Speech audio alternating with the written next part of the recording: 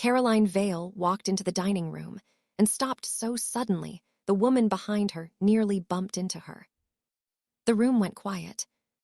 Myla Hart sat beside Ethan with one hand hidden under the white linen tablecloth, pinching the department store tag still tucked inside her borrowed navy dress.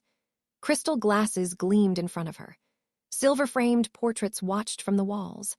Everyone at the table looked expensive, calm, and certain of where they belonged. Everyone except her. Caroline's fingers curled around the back of an empty chair. Her face drained of color as her eyes locked on Myla. Daniel Vale, Ethan's father, frowned. "Caroline, are you all right?" Caroline didn't answer him. She stared at Myla like the air had been knocked out of her. Then she whispered, "Where did you find her?" Ethan's hand closed around Myla's under the table. Too tight. Not comforting. Warning. He leaned close, his smile still fixed for the room. "Just smile," he murmured. "No matter what she says." Myla forced her lips upward, but her throat tightened. That morning, this had sounded simple. One favor. One dinner. "Pretend to be my girlfriend," Ethan had said outside the hospital billing office, his voice low and desperate. "My parents are trying to push me toward some perfect family-approved woman. I just need them to see I'm serious about someone else." Myla had almost laughed then. Ethan Vale, with his tailored coat and easy confidence, begging her like she had power over his life.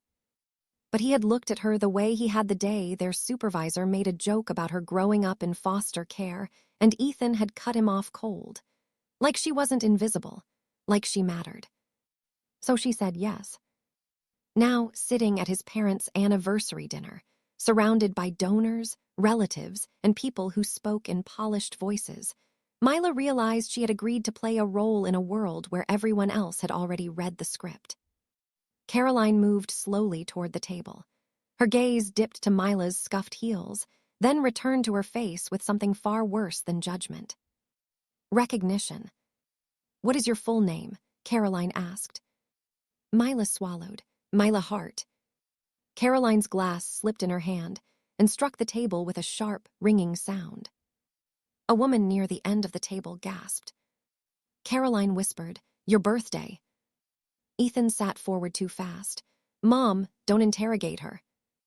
Myla turned to him. His smile was gone. And in that moment, Myla understood this dinner had never been about pretending to be his girlfriend. So why did his mother look like she already knew her? Ethan pulled Myla into the hallway before anyone else could speak. The dining room doors swung shut behind them, muffling the whispers, the clink of silverware, and Caroline Vale's shaken breathing. Myla stumbled once in her borrowed heels, and Ethan caught her elbow, but his palm was damp. That was the first thing that scared her. Ethan never sweated.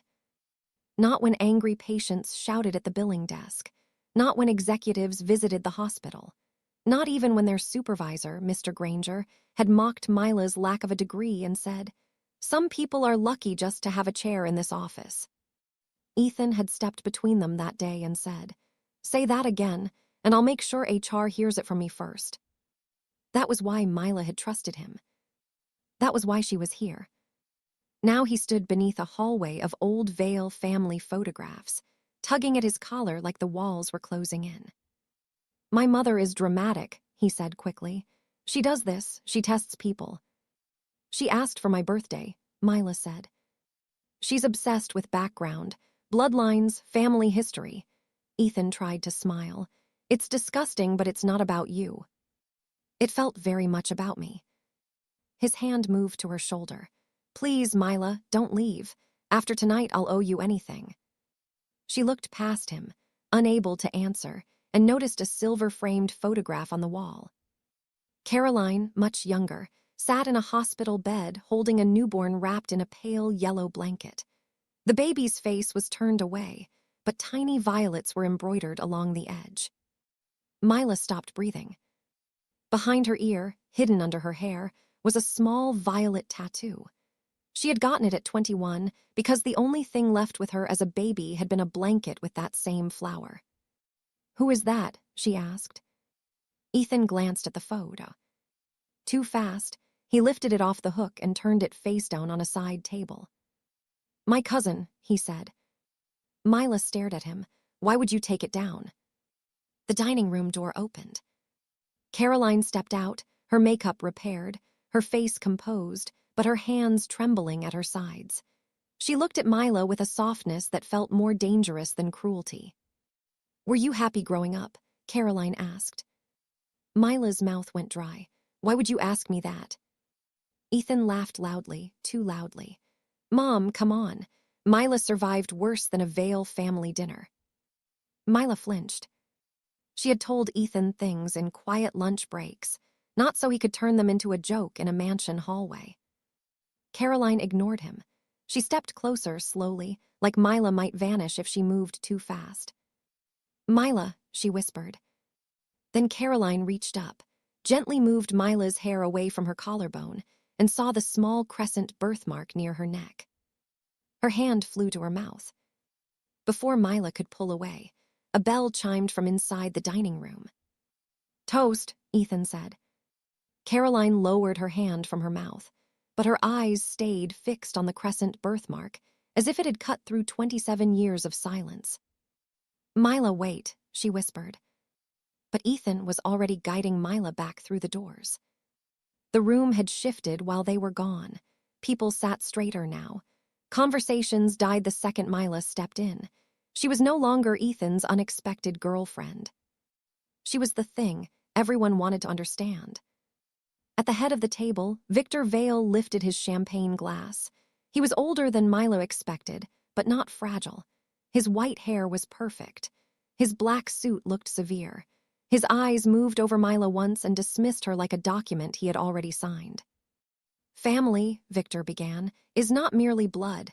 It is legacy, discipline, clean reputations. It is knowing where one comes from and honoring the people who made that possible." Myla sat down slowly. Ethan's knee pressed against hers, beneath the table. Victor looked directly at her. "And you, young lady," he said, loud enough for every guest to hear, "who are your people?" A fork stopped halfway to someone's mouth. Myla felt heat climb her neck. "I don't know." The silence turned sharp.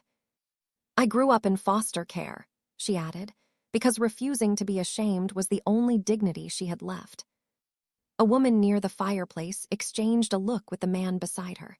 Someone else looked down at Myla's shoes. Ethan squeezed her knee. Not gently. Then he stood.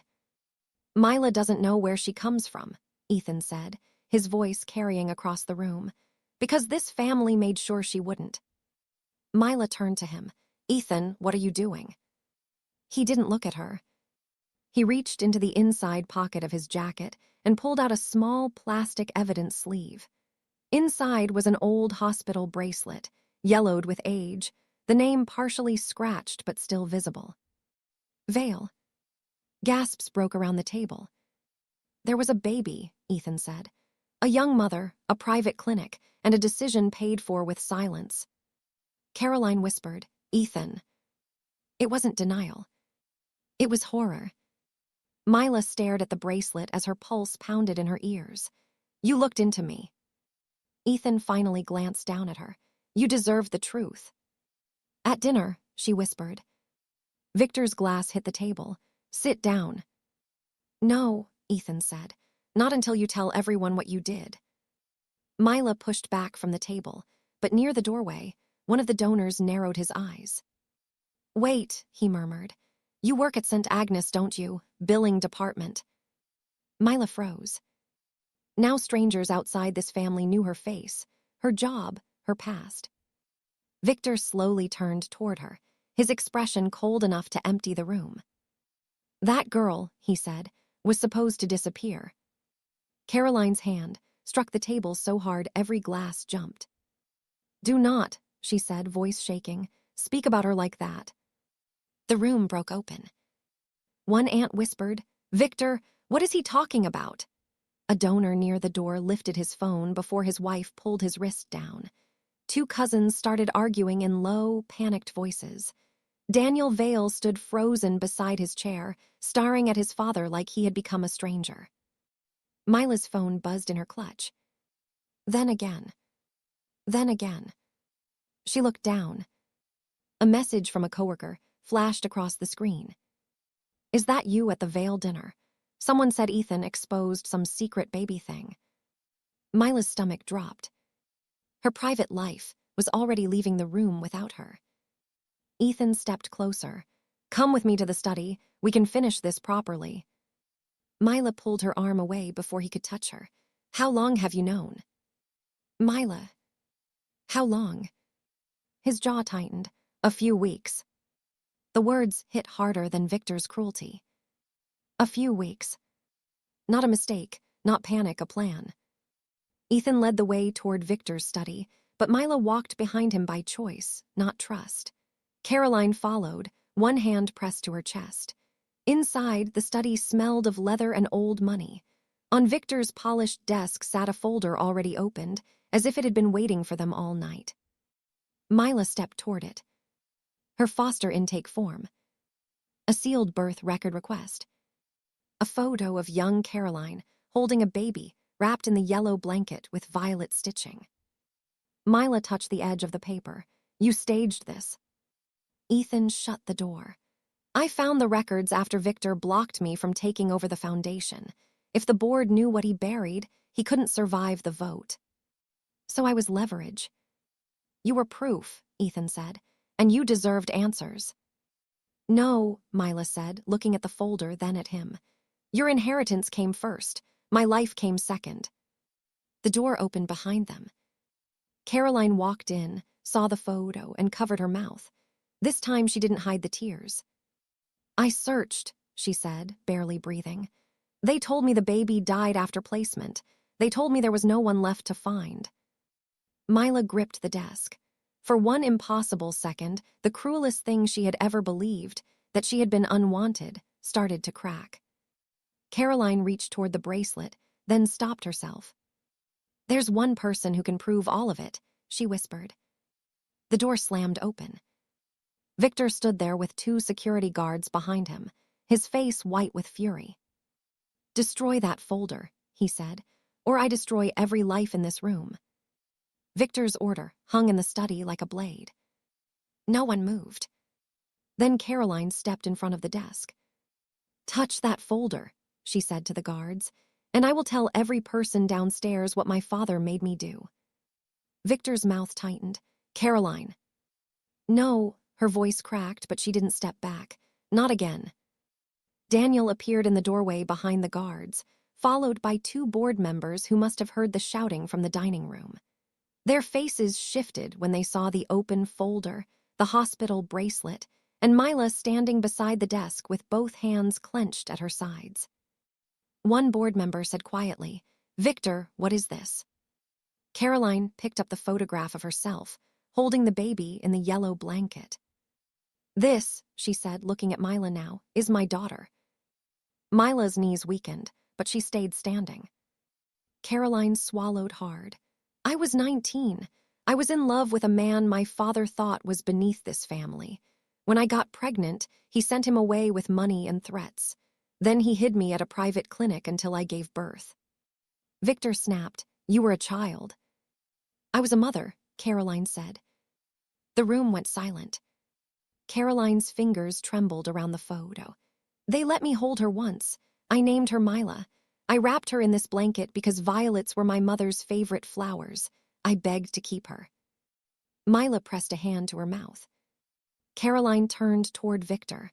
You told me if I fought you, cut off grandmother's medical care and destroy her father's life. Then a few days later, you told me the placement failed. You told me my baby died. Daniel whispered, Caroline. I asked where she was buried, Caroline said. He said there was no grave. Myla stared at the yellow blanket in the photo. All those years, every birthday, every foster home, every time a family sent her back and she told herself even her first mother had not wanted her.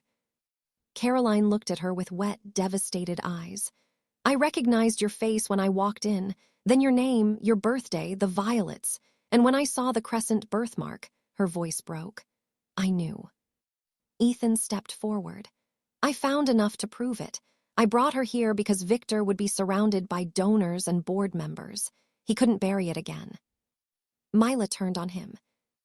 You didn't bring me here to meet your family, she said. You brought me here to be a loaded gun. Ethan flinched. I gave you answers. No, Myla's voice stayed low, but everyone heard it. You took my first chance to hear the truth and made it about your victory. He opened his mouth. She cut him off. You knew being unwanted was my deepest wound, and you opened it in front of strangers. Ethan said nothing. Caroline reached toward Myla, then stopped herself before touching her. May I? Myla looked at her hand, then at the photograph. Then she nodded once. Caroline gently touched Myla's sleeve, barely more than a brush of fabric.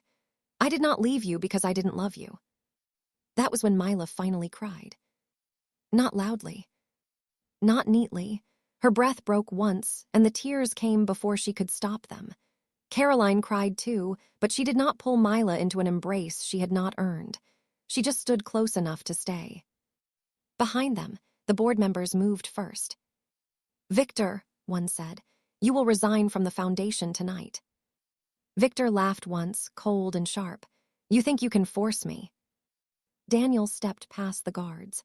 I'm freezing your access to foundation, accounts pending investigation. The second board member lifted his phone. 3 donors have already contacted me. There's a recording from the dining room. They're withdrawing support unless you're removed. Victor's face changed then. Not with guilt. With loss. Caroline picked up the folder. And I'm filing to unseal the adoption records. The lawyer's files will be subpoenaed. Victor looked at Myla, as if she were still a problem to be erased. But this time, no one looked away with him. Ethan lost his place too. The board refused to appoint him after hearing how he had staged the exposure. At work, Myla reported his use of private personal information tied to hospital-adjacent records, and an ethics investigation followed. When he sent messages asking to explain, she blocked him after one final line. You were never saving me. You were using me. Myla left the mansion, without Ethan beside her. Outside, Caroline followed only as far as the front steps. No statements, Myla said before Caroline could speak. No cameras, no family reputation repair using my face. One coffee, one conversation, and I ask the questions. Caroline nodded through tears. Anything. Months later, Myla held a corrected birth certificate in her hands and a small box containing the original violet blanket. Sunday breakfasts with Caroline were still cautious. Some mornings were quiet. Some ended with questions neither of them could answer without crying. Myla transferred departments at the hospital. Ethan sent one apology letter. She read it once. She did not reply. She was not fixed overnight, but she was no longer a secret built out of someone else's shame. Myla went to that dinner pretending to be someone's girlfriend, but she walked out as herself, with the truth in her hands, and no one left powerful enough to take it from her.